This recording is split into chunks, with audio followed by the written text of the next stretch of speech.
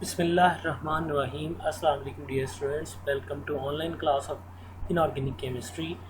बेटे आज हम जो है वो एक बड़ा इंपॉर्टेंट टॉपिक स्टार्ट करने जा रहे हैं। What are noble gases and we will discuss the production of different fluorides of xenon and at the end we will discuss the applications of the noble gases.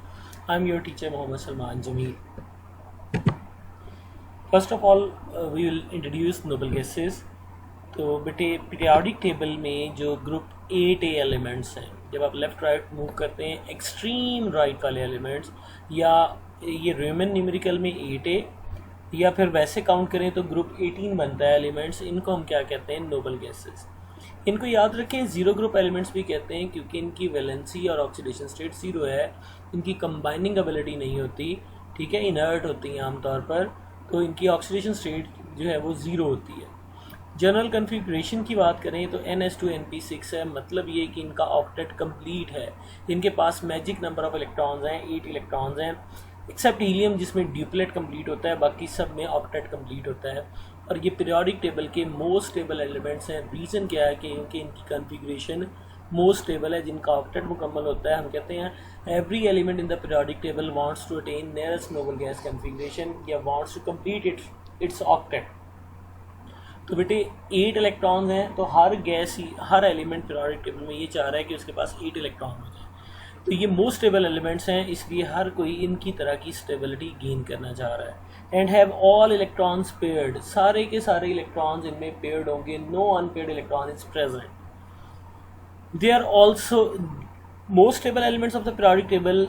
Reason एक और ये भी है कि इनकी हाईएस्ट आयनाइजेशन एनर्जी, आप left right move करते हैं तो आयनाइजेशन एनर्जी इंक्रीज करती है, तो इनकी आयनाइजेशन एनर्जी पूरे पीरियोडिक टेबल में जितने भी एलिमेंट्स हैं सबसे ज़्यादा है, और उनमें से भी हीलियम की हाईएस्ट होती है, मैक्सिमम होती है। They are also known as aerogens. Aerogens क्यों बोलते हैं बेटे? एरोजेंस इसलिए बोलते हैं कि ये एयर से मिलते हैं। आप फ्रैक्शनल लिक्विफिकेशन कह लें या फ्रैक्शनल डिस्टिलेशन कह लें, कि जब आप एयर की लिक्विफेक्शन करते हैं डिफरेंट गैसेस की, तो उनमें as a by product noble gases भी आपको लिक्विफाई होकर मिल जाती हैं। क्योंकि इनका क्रिटिकल टेम्परेचर कंपैरेटिवली लो होता है, इसलिए थोड़ा लिक्विफाई करना मुश्किल है, लेकिन हो जाती है। Initially known as inert gases. शुरू में तो हम कहते थे ये इनर्ट हैं क्योंकि ऑक्टेट मुकम्मल है, तो ये टोटली रिएक्ट नहीं करेंगे। लेकिन जब xenon के कंपाउंड्स बने तो फिर इनका नेम चेंज हो गया कि नोबल है, मतलब थोड़ा लेस हार्श की तरफ चले गए, ये रिएक्ट कर सकती हैं। तो ये हमारे पास एलिमेंट्स हैं जी, helium, neon, argon, krypton, xenon, radium. अब वो प्रॉपर्टीज़ इनकी जो डाउन द ग्रुप इंक्रीज़ करती हैं। देखिए डाउन द ग्रुप आपको पता है शेल्स बढ़ते हैं। हीलियम के पास एक शेल है, नियॉन के पास 2 हैं, फिर आर्गन 3, 4, 5, 6। नंबर ऑफ शेल्स बढ़ने से क्या होता है बेटे? साइज़ बढ़ता है। साइज़ बढ़ने से पोलराइजेबिलिटी बढ़ती है, ठीक है, डिस्टॉर्शन ऑफ क्लाउड ज़्यादा हो जाता है। जितनी पोलराइजेबिलिटी बढ़ेगी उससे लंडन डिस्पर्जन फोर्सेस स्ट्रांग हो जाएंगी, और लंडन डिस्पर्जन फोर्सेस के स्ट्रांग होने से क्या होता है बेटे? मेल्टिंग पॉइंट, बॉइलिंग पॉइंट बढ़ता है। मेल्टिंग पॉइंट, बॉइलिंग पॉइंट बढ़ना है और फोर्सेस स्ट्रांग है तो पैकिंग क्लोज हो जाएगी, इट मीन्स एम्प्टी स्पेसेस कम हो जाएगी, डेंसिटी बढ़ जाएगी। सॉलेबिलिटी इन वाटर भी इनकी इंक्रीज कर जाती है। रीज़न क्या है? डायपोल इंड्यूस्ड डायपोल फोर्सेस जो है वो स्ट्रांग हो जाएगी, ये इंड्यूस्ड डायपोल बनेंगी और बड़े साइज़ की वजह से फोर्सेस स्ट्रांग हो जाएगी। रिएक्टिविटी भी इनकी डाउन द ग्रुप बढ़ती है क्योंकि साइज़ बढ़ने से जो है वो न्यूक्लियस का कंट्रोल इलेक्ट्रॉन्स पे कम हो जाता है, इसीलिए xenon के कंपाउंड्स बनते हैं। हीट ऑफ वेपोराइजेशन भी बढ़ती है। देखिए ना, फोर्सेस स्ट्रांग है तो ability energy required to vaporise जो है वो ज़्यादा होगी, जो डिक्रीज़ करेंगी प्रॉपर्टीज़। देखिए डाउन द ग्रुप साइज़ बढ़ने से हमें पता है आयनाइजेशन एनर्जी और इलेक्ट्रॉन एबिलिटी दोनों डिक्रीज़ करती हैं। फिर वेपर प्रेशर, क्योंकि फोर्सेस बढ़ गई वेपर प्रेशर कम हो जाएगा। स्टेबिलिटी कम हो जाएगी क्योंकि रिएक्टिविटी क्या कर रही है? इंक्रीज कर रही है। अब ये बेटे रूल है कि आयनाइजेशन एनर्जी जिन एलिमेंट्स की ज़्यादा होती है वो कन्फिग्रेशन से एक्चुअली आयनाइजेशन एनर्जी रिलेट करती है। जितनी स्टेबल होगी उतनी आयनाइजेशन एनर्जी ज़्यादा होगी। देखिए हीलियम की वैल्यू देखें, कन्फिग्रेशन है 1s2, ड्यूप्लेट कंप्लीट है, 2372 है। नियॉन शेल एक बढ़ गया, वैल्यू कम हो गई। आर्गन एक और शेल बढ़ गया, वैल्यू और कम होती जा रही है। इट मीन्स आप देखें xenon और रेडन should be very highly reactive. रेडन तो क्योंकि रेडिएक्टिव है तो हम उसकी तो बात ही नहीं करते, हम नॉर्मल एलिमेंट्स की बात करते हैं, तो इनमें से मोस्ट रिएक्टिव xenon होगी। So helium is most stable element of the periodic table. पूरे पीरियोडिक टेबल में सबसे स्टेबल एलिमेंट इनमें से हीलियम है। वजह क्या है? ड्यूप्लेट है, छोटा साइज है और आयनाइजेशन एनर्जी वेरी हाई है। All the elements are colourless and odorless monatomic gases, सारी की सारी देखिए मोनोटॉमिक है, किसी से कंबाइन नहीं करती, कलरलेस हैं, odorless हैं, which can be liquefied and solidified. अगर आप हाई प्रेशर अप्लाई करेंगे, टेम्परेचर लो करेंगे तो ये लिक्विफाई और सॉलिडिफाई हो जाएंगे। They are known as rare gases. Rare gases क्यों बोलते हैं? क्योंकि क्वांटिटी इनकी बहुत कम है, as they are minor constituent, about 1% of the atmosphere जो है ये गैसेज हैं सिर्फ। Noble gases are isolated from air either by fractional distillation और सम केमिकल मेथड। ऑलरेडी डिस्कस कर दिया कि फ्रैक्शनल डिस्टिलेशन या फ्रैक्शनल लिक्विफेक्शन भी कह सकते हैं। Principal commercial sources of neon, argon, krypton and xenon is air. Main sources इन गैसेस के क्या हैं कि ये एयर से मिलते हैं। हीलियम की अगर हम बात करें, थोड़ा सा इंट्रोडक्शन दे दें अगर नोबल गैसेस का। Present on earth as a result of radioactive decay, कि जब रेडिएक्टिव सब्सटेंसेस टूटते हैं तो अल्फा डिके अक्सर होता है, अल्फा पार्टिकल्स निकलते हैं, तो alpha particles basically helium nuclei होते हैं। Second most abundant element in the universe, कायनात में सबसे ज़्यादा पाया जाने वाला दूसरे नंबर पे एलिमेंट है, पहले पे ही हाइड्रोजन है, ठीक है, सन में होती है, और दूसरे नंबर पे helium. Alpha particles are doubly ionised helium atoms, कि हीलियम पे जब +2 चार्ज आ जाता है, यानी हीलियम न्यूक्लियाइज को हम क्या कह देते हैं? Alpha particle. It is simple and economical to isolate helium from certain natural gases by liquefaction method, कि आप इसको जो है नेचुरल गैसेज से ऑब्टेन कर सकते हैं लिक्विफेक्शन से। Lowest melting and boiling point is possessed by helium. वजह क्या है? छोटा साइज है, वीक लंडन डिस्पर्जन फोर्सेस है, और ये most close to ideal behaviour show करती है, मतलब क्योंकि इसमें सबसे कम फोर्सेस हैं तो इसका बिहेवियर सबसे ज़्यादा आइडियल के क्लोज होगा, क्योंकि आइडियलिटी इन्वर्सली रिलेट कर रही होती है इंटरमॉलिक्यूलर फोर्सेस से। तो क्योंकि इसकी फोर्सेस सबसे कम है, इसका मतलब इसमें आइडियलिटी या आइडियल बिहेवियर बाकी गैसेस की इसमें सबसे ज़्यादा होगा। Neon, it is 1/65,000 part of the atmosphere. आप देख लें कितनी क्वांटिटी कम है। And isolated during liquefaction of air, कि आप लिक्विफेक्शन ऑफ एयर में ही इसको भी आइसोलेट करते हैं। Gives intense reddish glow in discharge tube, और इसका ग्लो जो है वो इंटेंस है सारी नोबल गैसेस से ऑर्डिनरी वोल्टेज पे। इसकी 40, इसीलिए इसको नियॉन साइंस में आप बेटे यूज़ करते हैं, हम पढ़ेंगे भी एंड पे। It has 40 times more refrigeration capacity than liquid helium, क्योंकि पहले हम यूज़ करते थे CFCs को, क्लोरोफ्लोरोकार्बन्स को, रेफ्रिजरेटिंग एजेंट के तौर पर, लेकिन देन हमें पता चला कि वो जो है वो डिस्ट्रॉय कर रहे हैं ओजोन लेयर को, तो उनको बैन कर दिया गया। तो उनकी जगह पे जो सब्स्टिट्यूट हैं वो नोबल गैसेस हैं। Argon, colourless odorless gas, very inert है, obtained by as by product during liquefaction of air, कि जब आप लिक्विफेक्शन ऑफ एयर करते हैं तो ये एज अ बाय प्रोडक्ट ये भी हमें मिल जाती है। Krypton, traces of kryptons are present in air, colourless, odorless and very expensive gas है, क्योंकि ट्रेसेस में है, क्वांटिटी कम है, जो चीज़ थोड़ी हो वो एक्सपेंसिव हो जाती है। Characterised by its brilliant green and orange spectral lines, और इसका जो है एक कंपाउंड बना हुआ है krypton fluoride, difluoride. Xenon present in atmosphere to very small extent of 0.80 ppm, उसकी भी कंसनट्रेशन बहुत थोड़ी है, ये भी बाय प्रोडक्ट के तौर पे मिलती है during liquefaction of air. Available commercially in cylinders at high pressure, high pressure पे इसको सिलेंडर्स में फिल करके सेल आउट किया जाता है। Reacts with fluorine but not with water, सिर्फ फ्लोरीन से ये रिएक्ट करती है।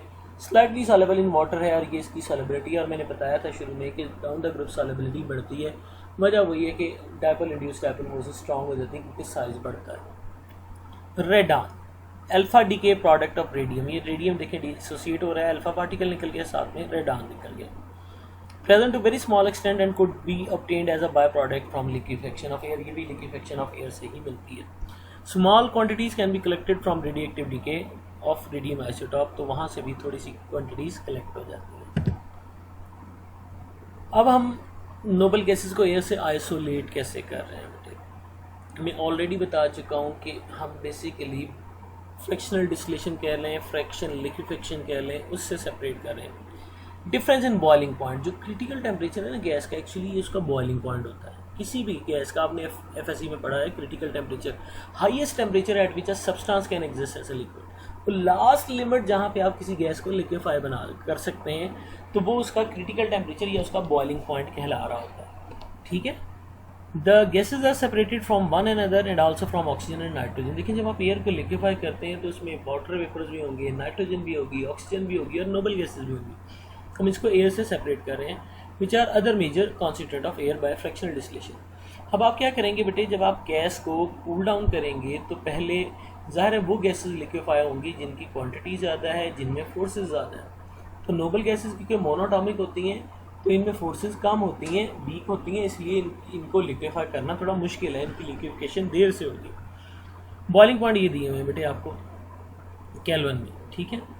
Helium and neon have very low boiling points. In other words, during the process of liquefying air helium and neon remains in gaseous state.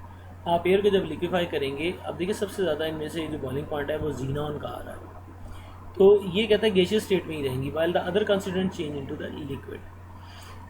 There is only a difference of +3 K in the boiling points of oxygen and argon.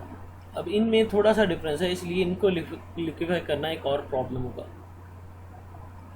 तो कहता है as a single fraction ये collect होते हैं। Krypton and xenon have fairly high boiling points as compare to those of nitrogen, oxygen and argon. So krypton and xenon are always found in less volatile portion of the air. जब आप liquefy करेंगे तो जो less volatile portion है उसमें mainly यही दो gases होंगी।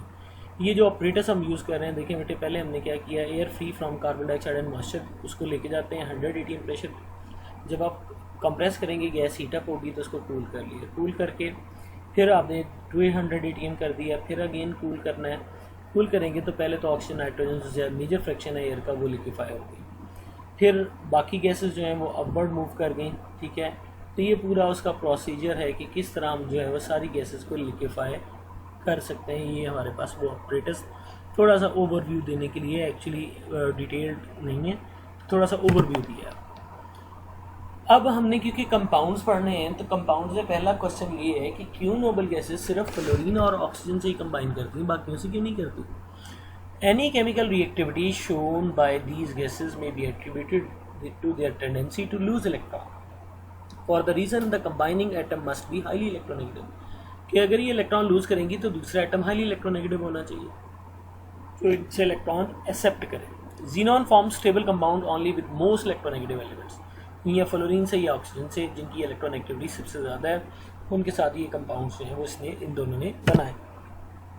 जीनॉन के जो फ्लोराइड्स हैं, 3 different xenon fluorides, all exogenic. Exogenic मतलब एक्सोथर्मिक की सेंस में, जिनकी फ्री एनर्जी नेगेटिव है। बेटे फ्री एनर्जी अगर पॉजिटिव हो तो रिएक्शन एंडोथर्मिक होता है, नेगेटिव हो तो एक्सोथर्मिक और स्पॉन्टेनियस होता है। तो ये बता रही है कि ये स्पॉन्टेनियस रिएक्शन है, खुद ही हो जाएगा। That is indicate spontaneity of reaction and stable are known. ये आपके पास जीनॉन के फ्लोराइड्स हैं, xenon difluoride XeF2, xenon tetrafluoride XeF4 और xenon hexafluoride XeF6। First of all हम डाइफ्लोराइड की बात कर रहे हैं, ये स्ट्रक्चर दी हुई है इन डिटेल, अभी हम आगे डिस्कस भी करेंगे।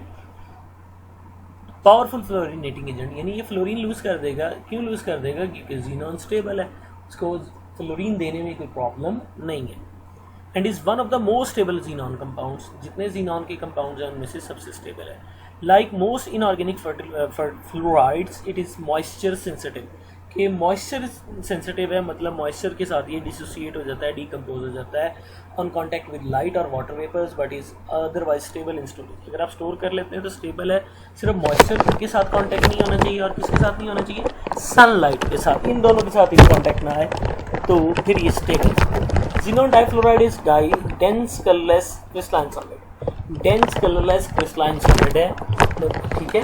ये इसकी क्रिस्टल्स नीचे शो की हुई हैं। It has an nauseating odour, vomiting like जो है ना, जैसी आप कह लें उस तरह की इसकी स्मेल होती है।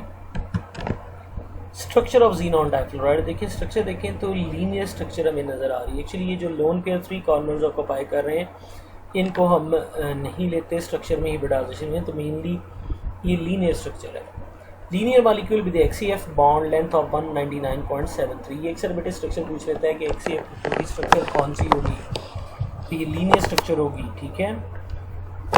In the vapour face and 200 ppm in the solid phase. The packing arrangement in solid XeF2 shows that fluorine atoms of neighboring molecules avoid the equatorial region of each XeF2 molecule। कि fluorine दोनों जो हैं वो equator पे हैं, ठीक है। और ये आपके पास स्ट्रक्चर है। अब हो कैसे रही है बेटे? जीनॉन की ग्राउंड स्टेट कन्फिग्रेशन ये होती है कि इसमें P में 6 इलेक्ट्रॉन होते हैं। जब ये एक्साइटेड में जाता है ना तो P का एक इलेक्ट्रॉन D में चला गया। इट मीन्स एक D, 1 2 3 P और एक S इन्वॉल्व हो गए। DsP3 हिब्रिडाइजेशन हो गई। 5 इलेक्ट्रॉन पेयर हो गए, जिनमें से 3 बॉन्ड पेयर हो गए और 2 लोन पेयर, 3 लोन पेयर हो गए और 2 बॉन्ड पेयर हो गए। जो 2 बॉन्ड पेयर हैं वो फ्लोरीन के साथ शेयरिंग कर लेंगे, ठीक है, और जो 3 लोन पेयर हैं वो तीनों यहाँ पे इक्वेटोरियल जो है वो एक्सियल पोजीशन पे आ जाएंगे आपके पास। तो ये लीनियर स्ट्रक्चर बन जाएगी। ये आपके पास ट्राइंगुलर शेप में भी इसी को शो किया गया है।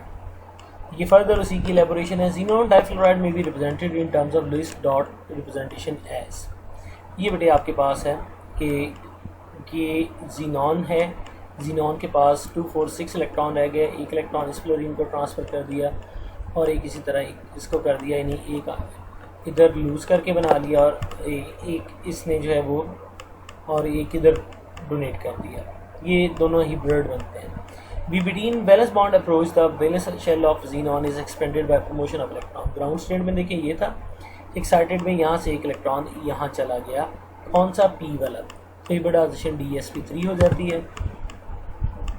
आगे इसकी प्रिपरेशन आ जाती है। It is prepared in laboratory by heating xenon and fluorine in molar ratio of 1:3 in a nickel vessel at a 400 centigrade temperature। Reaction products are quenched मतलब निकाल लेना, ठीक है, at 50 centigrade. XCF2 is isolated by vacuum sublimation, यानी vacuum में sublime करना है आपने, ठीक है, तो फिर आपको XCF2 जो है वो मिल जाएगा। तो ये रिएक्शन है ज़ीनॉन एक्सेस में होगी, फ्लोरीन से रिएक्ट करेंगी, XCF2 सॉलिड बन जाएगा। सब्लिमेशन कर लेंगे देन और इसको आइसोलेट कर लेंगे। It can be obtained by reacting together Xc and O2F2। Oxygen difluoride पे के साथ रिएक्ट करके भी ये बन जाता है। ऑक्सीजन और फ्लोरीन, ज़ीनॉन और फ्लोरीन रिएक्ट कर जाएंगे, oxygen as a diatomic molecule exist करेगी। फिजिकल प्रॉपर्टीज़ क्या हैं? कलरलेस क्रिस्टलाइन सॉलिड है, can be sublimed at room temperature, easily sublimable है, ठीक है, डायरेक्टली वेपर फेज में कन्वर्ट हो जाता है। मेल्टिंग पॉइंट 303 केल्विन है, सॉलेबल है HF में, strong oxidising and fluorinating agent, यानी ऑक्सीडाइजिंग एजेंट भी है, दूसरों को ऑक्सीडाइज भी करेगा, और फ्लोरिनेटिंग एजेंट भी है, इन दूसरों को दे देगा। केमिकल प्रॉपर्टीज़ क्या हैं? It undergoes substitution reactions when reacted with strong protonic acids such as, जब strong protonic जो acids हैं जो प्रोटॉन देते हैं इनसे रिएक्ट करवा दें तो फिर ये क्या करता है कि ये सब्स्टिट्यूशन करता है। देखें ये आपके पास HSO3F था, आपने ज़ीनॉन फ्लोराइड को रिएक्ट करवाया तो एक H और एक F मिल गया, HF बन गया, और XCF इसके साथ जो है वो FEF ज़ीनॉन देन SO3 और F बन गया। अगेन इसमें है तो दूसरा भी बेटे सब्स्टिट्यूट हो जाएगा, अगेन ये H और ये F मिल जाएंगे, HF हो जाएगा, और ये दूसरा मॉलिक्यूल भी इसी में सब्स्टिट्यूट हो गया। Similar reactions are possible with HClO4 and CF3 COOH trifluoroacetic acid. It oxidizes iodine in the presence of fluoride ions accepted to give IF। Iodine देखिए यहाँ 0 में है, यहाँ IF बन गया, तो आयोडीन किस में चला गया बेटे? फ्लोरीन की इलेक्ट्रोनेगेटिविटी ज़्यादा है, वो -1 में होगा और आयोडीन +1 में होगा, ठीक है। तो ज़ीनॉन जो है वो क्या हो जाएगी? 0 में चली जाएगी। तो ज़ीनॉन यहाँ +2 में थी, ज़ीनॉन रिड्यूस हो गई है, आयोडीन ऑक्सीडाइज हो गया। इस तरह NO से नाइट्रोसाइल फ्लोराइड बना देगा, तो NO से रिएक्ट किया, NOF बन जाएगा, ज़ीनॉन सेपरेट हो गई। सल्फर ट्राइऑक्साइड से रिएक्ट करता है तो तब भी ये कंपाउंड बनाता है, ज़ीनॉन सेपरेट हो जाता है, तो बेटे 2 मॉलिक्यूल इसके थे, S2O6 हो गया और साथ में F2 हो गया। Hydrogen reduces XCF2 to xenon. अगर आप हाइड्रोजन ऐड करते हैं तो वो इससे फ्लोरीन लेके ज़्यादा स्टेबल बॉन्ड बना लेती है, HF, और ज़ीनॉन सेपरेट हो जाता है। With fluorine it gives higher fluorides. Fluorine अगर आप ऐड करते हैं तो बेटे XCF4 बन जाएगा। It undergoes slowly hydrolysis when dissolved in water. अगर आप वाटर डालेंगे तो स्लोली हाइड्रोलिसिस हो जाएगी। 4 हाइड्रोजन, 4 फ्लोरीन 2 मॉलिक्यूल की लेके तो 4HF बना लेंगे। 2 ज़ीनॉन है, 2 ऑक्सीजन है, तो ज़ीनॉन सेपरेट हो गया और ऑक्सीजन O2 में कन्वर्ट हो गया। SBF5 एंड AS यानी 5 से जब ये रिएक्ट करता है तो कॉम्प्लेक्सेस बनाता है, ये बेटे इसके दिए हुए हैं। SBF5 से रिएक्ट किया तो FXC positive, SBF5 dash F dash, मतलब इनके साथ जो है वो उसने कोऑर्डिनेशन कॉम्प्लेक्स बना लिया। It fluorinates ethylene to give 1,1 difluoroethane. तो फ्लोरीन था, ये फ्लोरीन इसमें ऐड हो गया बेटे इथीन में, तो 1,1 डाइफ्लोरोईथेन बन गया और ज़ीनॉन सेपरेट हो गया। नेक्स्ट है हमारे पास बेटे ज़ीनॉन टेट्राफ्लोराइड।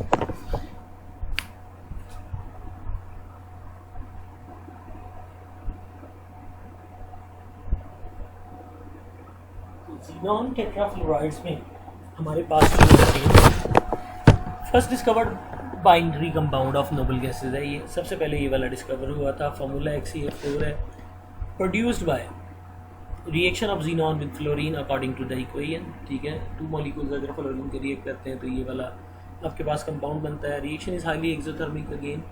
ठीक है, 251 किलो जूल पर मोल एनर्जी जो है वो रिलीज हो जाती है। Xenon tetrafluoride is colourless crystalline solid, ये भी बेटे कलरलेस क्रिस्टलाइन सॉलिड है। ये स्ट्रक्चर भी थोड़ी सी इसकी दी हुई है, इसी को हम डिस्कस करेंगे। Structure is determined by both X ray crystallography and NMR spectroscopy, दोनों से आपने इसकी स्ट्रक्चर जो है वो डिटर्मिन की है।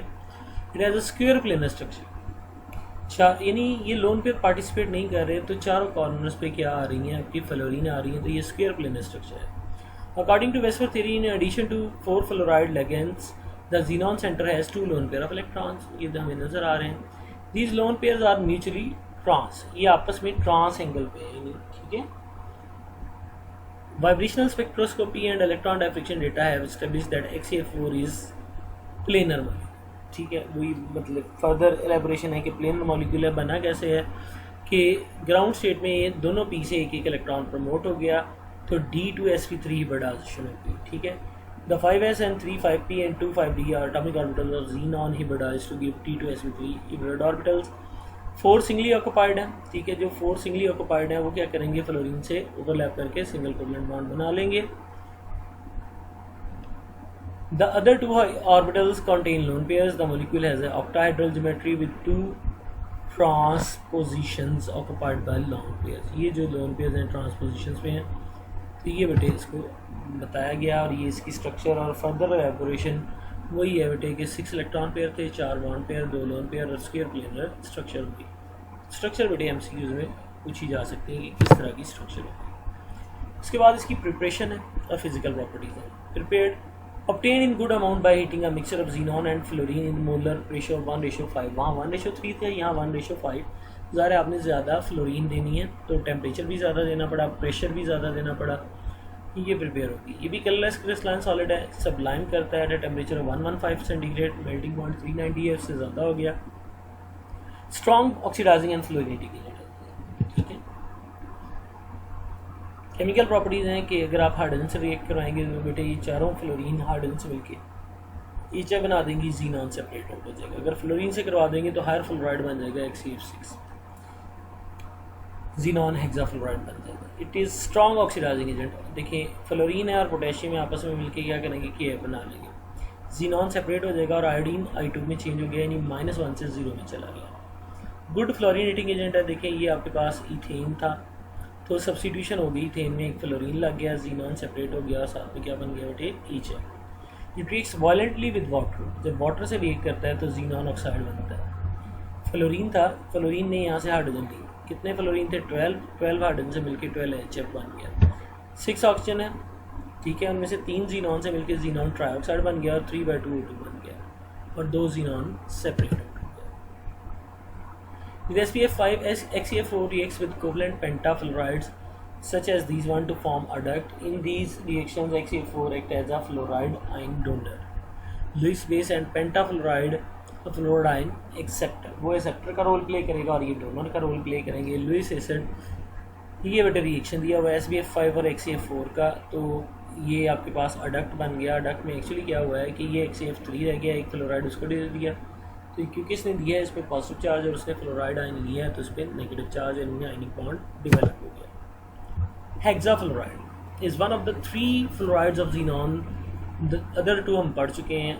ऑल वही बेटे एक्सोथर्मिक है, यानी इनकी फ्री एनर्जी नेगेटिव है एंड स्टेबल है रूम टेम्परेचर पे। XeF6 is strongest fluorinating agent of the series, सबसे ज़्यादा फ्लोरीन इसके पास है तो ये स्ट्रॉन्गेस्ट एजेंट हो गया। It is colourless solid that readily sublimes into intense yellow vapours. Colourless solid है लेकिन जब ये सब्लिमेशन क्रॉस करता है तो वॉलेट येलो वेपर्स बनाता है। ये इसकी स्ट्रक्चर है। ठीक है बेटे, structure of XeF6 requires several years to establish compare to XeF2 and XeF4। वो इजीली एक्सप्लेन हो गई थी, इसको एक्सप्लेन करने में खासा टाइम लगा। In gas phase the compound is monomeric, कि सिंगल मॉलिक्यूल होता है। VSEPR theory predicts that due to presence of 6 fluoride ligands and 1 lone pair of electrons, the structure lacks perfect octahedral symmetry। perfectly octahedral नहीं, इसलिए इसको हम पढ़ेंगे distorted octahedral कहते हैं। ये बेटे इसने बताया हुआ है कि NMR स्पेक्ट्रोस्कोपी से जो इसमें हमारे पास बन रहा है ओवरऑल व्हील और वो सारा, तो एक्चुअली आप देखें तो होना क्या है स्ट्रक्चर में, इसमें 7 इलेक्ट्रॉन पेयर्स हैं, 6 बॉन्ड पेयर्स और 1 लोन पेयर है और डिस्टॉर्टेड टेट्राहेड्रल है। D3sp3 ये बडाइजेशन होगी, ये एलेबोरेट आगे यहाँ की हुई है। देखिए ग्राउंड स्टेट ये था, तीनों p वाले इलेक्ट्रॉन d में चले गए तो D3sp3 बडाइजेशन होगी। और ये देखें इसके बेटे एक साइड पे आपके पास एक लोन पेयर बच जाता है। जो XCF6 indicates that it is generally present as XCF5 positive and F negative ion, मतलब उनका आपस में जो है वो ये भी रिलेशन शो किया गया। The pyramidal XCF5 cations are bridged by free fluoride ions, जो पिरामिड वाले हैं वो फ्लोराइड आयन से ब्रिज्ड होंगे। ये डिटेल आप स्ट्रक्चर पर हल रीड आउट कर लीजिएगा। मेनली जो इसमें था वो ये था कि फॉर्मेशन किस तरह से हुई है। तो ये प्रमोशन और स्ट्रक्चर में ऑलरेडी डिस्कस कर चुका हूँ। पेंटागोनल बाइपिरामिडल बननी चाहिए, बहरहाल हम इसे बोलते हैं डिस्टॉर्टेड ऑक्टाहेड्रल। प्रिपरेशन कैसे है, अगेन वही है कि जीनान और फ्लोरीन का रिएक्शन करवाना है, अब 1:5 में ही करवाना है, टेम्परेचर ज़रा हाई कर दिया है। फिजिकल प्रॉपर्टीज़ की बात करें, कलर सॉलिड है, readily sublimes into intense yellow vapours, ठीक है, melts at 322.40 Kelvin, it is strongest fluorinating agent of the series. Chemical properties आ जाएं, xenon hexafluoride hydrolyze ultimately affording xenon trioxide।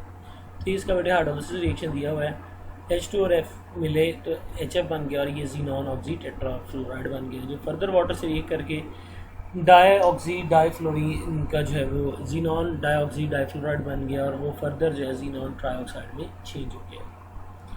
Lewis acid binding 1 and 2 fluoride ions, तो ये fluoride आयनाइंस को bind भी कर सकता है एक या दो को।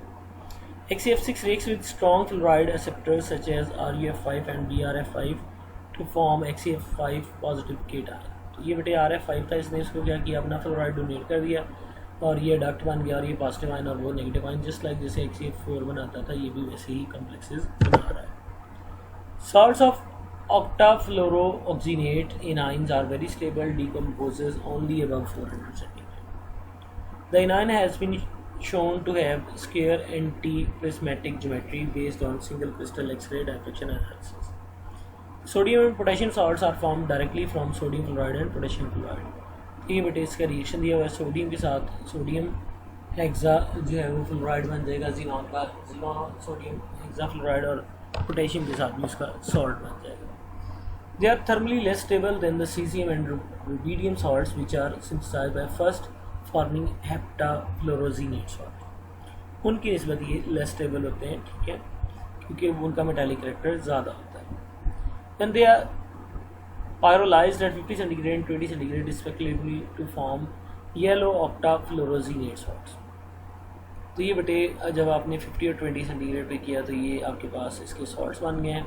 These salts are hydrolyzed by water yielding various products containing xenon and oxygen। And then last question है बेटे commercial uses of noble gases। noble gases देखें आपके पास जो है वो हीलियम, नियॉन, आर्गन, क्रिप्टॉन और xenon, and then रेडॉन है, atomic number दिए हुए हैं आपको।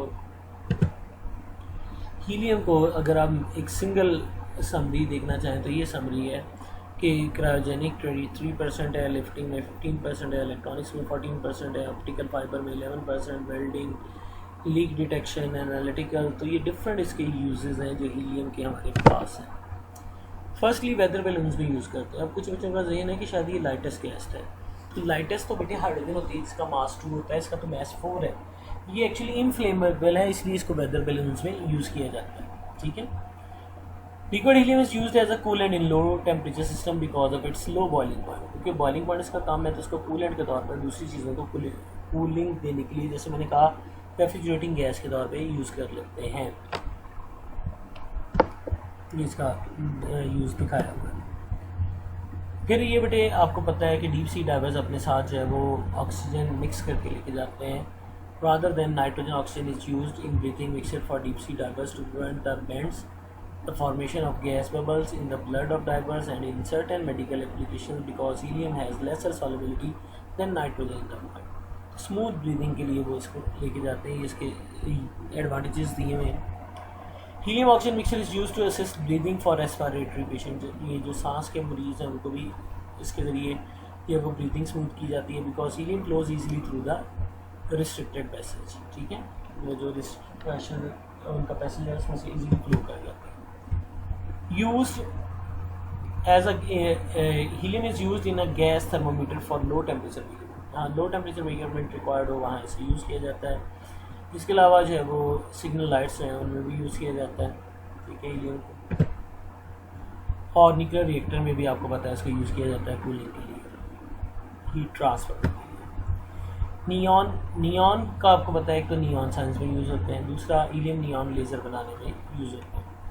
आर्गन फिलिंग इन जो incandescent light bulbs to keep an inert atmosphere in order to reduce the volatilization of tungsten and blackening of bulb. तो ये जो हमारे आम घरों में बल्ब पहले येलो लाइट वाले यूज़ होते थे उनमें आर्गन यूज़ की जाती थी। Many Geiger counter tubes used to detect radioactivity contain argon, उनमें भी आर्गन को यूज़ किया जाता है। Is use in filling fluorescent tubes and radioactive walls, ये फ्लोरेसेंट ट्यूब्स में भी यूज़ होता है। Mixture of argon and nitrogen is filled in electrical bulbs to increase the life of filaments and low the heat conductivity. एक तो life बढ़ जाएगी और हीट कंडक्टिविटी भी कम हो जाएगी। It is mix with neon signs to get the light of different colours, आप इसमें डिफरेंट शेड्स या कलर भी ले सकते हैं। Uses of radon. Radon sealed in small capsule called SADS has been used as a radioactive substance in medicine but is being suppressed by more convenient artificial produced radiation। मतलब mainly हम उसको use कर रहे हैं, तो ये भी use हो सकता है। Radon also used in radiotherapy of cancerous cell। Radiotherapy में रेडिएक्टिव ट्रीटमेंट की जा सकती है कैंसर सेल को डेड करने के लिए। Noble gases are use on a number of lasers, ठीक है। The helium neon laser was first continuously operating gas laser, ये ऑलरेडी मैं पीछे बता भी चुका हूँ। Krypton and xenon. Krypton and xenon is use in high intensity short exposure photographic flash tubes, जो इनमें यूज़ होता है। Krypton is use in ionization chamber for measurement of cosmic rays, उसमें भी यूज होता है। Xenon has been used in bubble chambers for detecting neutron and other nuclear particles, वहाँ use होता है। Xenon is used in discharge tubes for producing high-speed flash of bluish light used in quick photography, वहाँ पे use होता है। That's all for today. Thank you. Allah Hafiz. Any question, any query, maybe